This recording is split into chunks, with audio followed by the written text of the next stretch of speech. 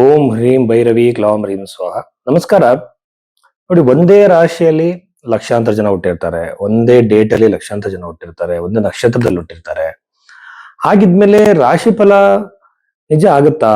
ಖಂಡಿತವಾಗ್ಲೂ ಸಹ ಅದನ್ನ ಟ್ರೆಂಡ್ ನ ಮಾತ್ರ ಹೇಳುತ್ತೆ, ಈ ಸಮಯದಲ್ಲಿ ಈ ತರ ಸಾಧ್ಯತೆಗಳಿದೆ ಅಂತ ಹೇಳಿ. ಬಟ್ ಅದನ್ನ ನಾವು ಎಕ್ಸಾಕ್ಟ್ ಆಗಿ, ಈಗ ನಿಮ್ಗೊಂದು ಸಾಲ ಇರ್ಬೋದು, ಅದು ಯಾವಾಗ ತೀರತ್ತೆ, ಅಥವಾ ನಿಮಗೆ ಮದುವೆ ಯಾವಾಗ ಆಗತ್ತೋ ಅನ್ನೋ ಪ್ರಶ್ನೆ ಬಂದಾಗ ಯೂಶುವಲ್ ಆಗಿ ಈ ರಾಶಿಯವರಿಗೆ ವಿವಾಹದ ಯೋಗ ಇದೆ ಅಂತ ನಿಮಗೆ ಗೊತ್ತಾಗುತ್ತೆ.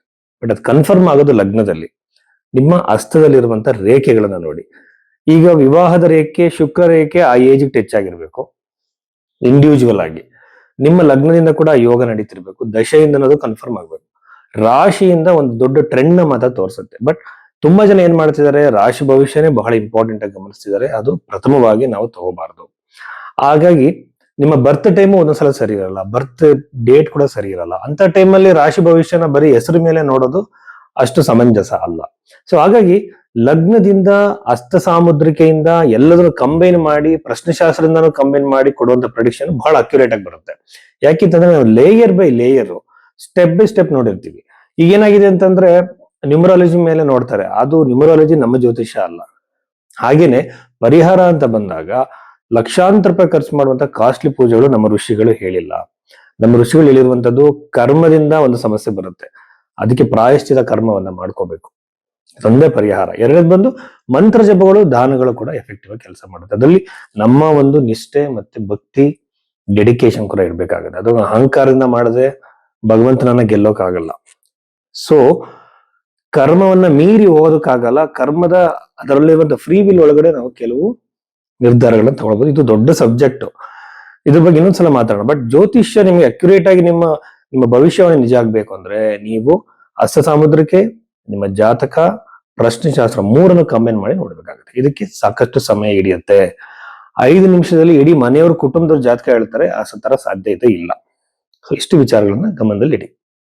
ವೃಷಭ ರಾಶಿ 2026 ಜುಲೈ ತಿಂಗಳ ವೃಷಭ ರಾಶಿಯ ರಾಶಿ ಫಲವನ್ನು ನಾವು ನೋಡೋದಾದ್ರೆ, 12ನೇ ಮನೆ ಅಧಿಪತಿ ಬಂದು ರಾಶಿಯಲ್ಲಿ ಇರುವಂತದ್ದು ಸಪ್ತಮಾಧಿಪತಿ ರಾಶಿಯಲ್ಲಿ ಇರೋದ್ರಿಂದ ನಾಡಿ ಜ್ಯೋತಿಷ್ಯದ ಅನುಗುಣವಾಗಿ, ನಾಡಿ ಜ್ಯೋತಿಷ್ಯದಲ್ಲಿ ಹಸ್ತವನ್ನು ನೋಡಿ, ಜಾತಕವನ್ನು ನೋಡಿ, ಕುಜಗ್ರಹವನ್ನ ಮದುವೆಯ ಗಂಡಾಗಿ ನೋಡ್ತಾರೆ. ಅಂದ್ರೆ ಹಸ್ಬೆಂಡ್ ಆಗಿ ಮಾರ್ಸನ್ನ ಹೆಣ್ಮಕ್ಳ ಜಾತಕದಲ್ಲಿ ಟ್ರೀಟ್ ಮಾಡೋದ್ರಿಂದ, because of its placement in the ವೃಷಭ ರಾಶಿ, definitely it has potential to give marriage only for the, especially for the women. ಅಂದ್ರೆ ಹೆಣ್ಣು ಮಕ್ಕಳಿಗೆ, ಅನ್ಮ್ಯಾರಿಡ್ ಹೆಣ್ಣು ಮಕ್ಕಳಿಗೆ ವಿವಾಹದ ಸಾಧ್ಯತೆ ಅತಿ ಹೆಚ್ಚು.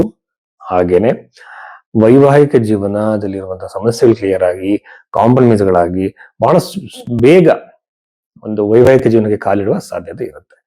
ಎಗೇನ್ ಇದು ಬಂದು ಚತುರ್ಥ ಭಾವವನ್ನ ಕುಜಗ್ರಹ ನೋಡೋದ್ರಿಂದ ಸೈಟ್ಗಳ ಖರೀದಿ ಅತಿ ಹೆಚ್ಚಾಗುತ್ತೆ ವೃಷಭ ರಾಶಿ ಅವರಿಗೆ. ಸೈಟ್ಗೆ ಸಂಬಂಧಪಟ್ಟಂತೆ ಯಾರ್ಯಾರು ಪ್ರಯತ್ನ ಮಾಡ್ತಿದ್ದೀರಾ ಅಂತವ್ರಿಗೆ ಬಹಳ ಉತ್ತಮವಾಗಿರುವಂತಹ ಅನುಕೂಲವಾಗುತ್ತೆ, ಸೈಟ್ ಖರೀದಿ ಆಗುತ್ತೆ. ಹಾಗೆಯೇ 3ನೇ ಮನೆ ಇರುವಂತಹ ಶುಭ ಗ್ರಹಗಳು ಗುರುಗ್ರಹ, ಬುಧಗ್ರಹ, ಶುಕ್ರಗ್ರಹ, ಈ 3 ಗ್ರಹಗಳು ಬಂದು ನಿಮಗೆ ಒಂದು ಉತ್ತಮವಾಗಿರೋ ಕ್ಷೇತ್ರಗಳಿಗೆ, ಪುಣ್ಯ ಕ್ಷೇತ್ರಗಳಿಗೆ, ದೇವಸ್ಥಾನಗಳಿಗೆ, ಸಿದ್ಧಿ ಪುರುಷರಿರುವಂತಹ ಸ್ಥಳಗಳಿಗೆ, ಎನರ್ಜಿ ಇರುವಂತಹ ಪ್ಲೇಸ್ಗಳಿಗೆ ನೀವು ಟ್ರಾವೆಲ್ ಮಾಡುವಂತಹ ಸಾಧ್ಯತೆಗಳನ್ನ ನಿಮಗೆ ಕೊಡುತ್ತೆ. ಈ ಒಂದು ವೃಷಭ ರಾಶಿ ಹುಟ್ಟಿದಂತವ್ರು, ಎಸ್ಪೆಷಲಿ 3ನೇ ಮನೆ ಇರುವಂತಹ ಗುರುಗ್ರಹ ನಿಮ್ಮ ತಮ್ಮಂದರಿಗೆ, ತಂಗಿಯರಿಗೆ ವಿವಾಹದ ಸಾಧ್ಯತೆ ಹೆಚ್ಚು ಮಾಡುತ್ತೆ. 3ನೇ ಮನೆ ಇರುವಂತದ್ದು ಒಳ್ಳೆಯ ಒಂದು ಟ್ರಾವೆಲ್ ಜರ್ನಿ ಮಾಡುವಂತ ಅತಿ ಹೆಚ್ಚು ಸಾಧ್ಯತೆಗಳಿರುತ್ತೆ, ಸ್ಥಳಗಳಿಗೆ ಮತ್ತು ದೇವಸ್ಥಾನಗಳಿಗೆ. ಚತುರ್ಥ ಭಾವದಲ್ಲಿ ಕೇತು ಇರೋದ್ರಿಂದ ಕುಟುಂಬದಲ್ಲಿ ಕಿರಿಕಿರಿ, ನಾನಾ ವಿಚಾರಗಳಿಗೆ ಮಿಸ್ಅಂಡರ್ಸ್ಟ್ಯಾಂಡಿಂಗು, ಜಗಳಗಳಾಗೋ ಸಾಧ್ಯತೆಗಳಿರುತ್ತೆ. ಒಂದು ರೀತಿ ನಿಮ್ಮನ್ನ ಡಿಸ್ಟರ್ಬ್ ಮಾಡುವಂತ ವಾತಾವರಣ ನಿಮ್ಮ ಮನೆಯಲ್ಲಿ ಕ್ರಿಯೇಟ್ ಆಗುತ್ತೆ. ಜಾಗ್ರತೆಯಿಂದ ಇರಿ, ಕಮ್ಯುನಿಕೇಶನ್ ಮೇಲೆ ಸ್ವಲ್ಪ ನಿಮಗೆ ನಿಗಾ ಇರಲಿ. ಹಾಗೇನೆ ಸಪ್ತಮ ಆದ್ಮೇಲೆ ದಶಮ ಭಾವದಲ್ಲಿರುವಂತಹ ರಾಹುಗೆ ಬಂದು ವಿಚಿತ್ರವಾಗಿರುವಂತಹ ಒಂದು ಆಬ್ಸೆಷನ್ಸ್, ಅದೇ ಒಂದು ಗೀಳು ಕ್ರಿಯೇಟ್ ಮಾಡುವಂತ ಗ್ರಹ, ವಿಚಿತ್ರವಾಗಿ ಬಿಹೇವ್ ಮಾಡುವಂತಹ ವಿಚಾರಗಳು ನಿಮ್ಮ ಉದ್ಯೋಗದಲ್ಲಿ ಕ್ರಿಯೇಟ್ ಆಗುತ್ತೆ. ಉದ್ಯೋಗ ಬಿಟ್ಟು ಬಿಡೋಣ, ಚೆನ್ನಾಗೇ ಇರುತ್ತೆ ಜಾಬ್, ಅದನ್ನ ಬಿಟ್ಟು ಹೊರಗಡೆ ಹೋಗೋಣ ಅನ್ನುವಂತಹ ಒಂದು ಥಾಟ್ಸ್ ನಿಮ್ಮಲ್ಲಿ ಕ್ರಿಯೇಟ್ ಆಗ್ಬೋದು. ನಿಮ್ಮ ಜಾಬ್ ಚೆನ್ನಾಗಿರುವಂತ ಜಾಬ್ನ ಹಾಳು ಮಾಡ್ಕೊಳ್ಳುವಂತ ಸಿಚುವೇಶನ್ಗಳು ಬರಬಹುದು. ಇನ್ನೊಂದು, ಕೆಲವರು ಒಳ್ಳೆ ಜಾಬ್ ಅಲ್ಲೇ ಇರ್ತಾರೆ, ಅಲ್ಲಿ ಏನೋ ಒಂದು ಅಧಿಕ ಪ್ರಸಂಗತನ ಮಾಡಿ ಒಂದು ಸಣ್ಣ ದುಡ್ಡು ಕೈ ಚಾಚಿ ಆ ಕೆಲಸನ ಕಳ್ಕೊಂತಾರೆ. ಈ ತರ ಸಂದರ್ಭಗಳು ಕ್ರಿಯೇಟ್ ಆಗ್ಬೋದು. ವೃಷಭ ರಾಶಿ ಹುಟ್ಟಿದಂತವ್ರು ಬಹಳ ಕೇರ್ಫುಲ್ ಆಗಿರಿ. ನಿಮ್ಮನ್ನ ಆಮಿಷಕ್ಕೆ ಒಡ್ಡುವಂತದ್ದು ಬೇರೆ, ಅದನ್ನ ಗಮನದಲ್ಲಿ ಇಟ್ಕೋಬೇಕು. ಮತ್ತೆ ಇನ್ನೊಂದು ಏನಂತಂದ್ರೆ, ಯಾವಾಗಲೂ ಕೂಡ ನಾವು ಭವಿಷ್ಯದ ದೃಷ್ಟಿಯಿಂದ ಯೋಚನೆ ಮಾಡ್ಬೇಕಾಗುತ್ತೆ. ಎಷ್ಟು ಕಂಫರ್ಟ್ ನ ಬಿಟ್ಟು ಹೇಗೆ ಹೇಳ್ತಾರೆ ಅಂತಂದ್ರೆ, ಒಂದು ದಿನದಕ್ಕೋಸ್ಕರ ನೀವು ಇಡೀ ಜೀವಮಾನದ ಇದನ್ನ ಕಳ್ಕೊಳ್ತೀರಾ. ಅದನ್ನ ಮಾಡಕ್ ಹೋಗ್ಬೇಡಿ. ಸೊ ಯೂಶುವಲ್ ಆಗಿ ಈಗ ಗೌರ್ಮೆಂಟ್ ಎಂಪ್ಲಾಯೀಸ್ ಮೇಲೆ ರೈಡ್ ಆಗೋದನ್ನೆಲ್ಲ ನಾವು ನೋಡ್ತಾ ಇರ್ತೀವಿ. ಸ್ಯಾಲ್ರಿ ಚೆನ್ನಾಗೇ ಇರುತ್ತೆ, ಬಹಳ ಗೌರವಯುತವಾಗಿ ಅವ್ರ ಜೀವನ ಮಾಡ್ಬೋದು, ಆದ್ರೂ ಕೂಡ ವಂಚದ ಆಮಿಷಕ್ಕೆ ಬೀಳ್ತಾರೆ. ಈ ತರ ಸಾಧ್ಯತೆಗಳು ವೃಷಭ ರಾಶಿ ಜನಿಸಿದಂತವ್ರಿಗೆ ಇರುತ್ತೆ. ಕೇರ್ಫುಲ್ ಆಗಿರಿ. ಕರಿಯರ್ ಅಲ್ಲಿ ಸಡನ್ ಚೇಂಜಸ್ ಇರುತ್ತೆ. Job change, place change, position change ಆಗುವಂತ ಸಾಧ್ಯತೆಗಳಿರುತ್ತೆ. ಪ್ರಾಪರ್ಟಿ ಖರೀದಿಯ ಅವಕಾಶಗಳಿದೆ, ಸಂತಾನದ ಅವಕಾಶಗಳಿದೆ.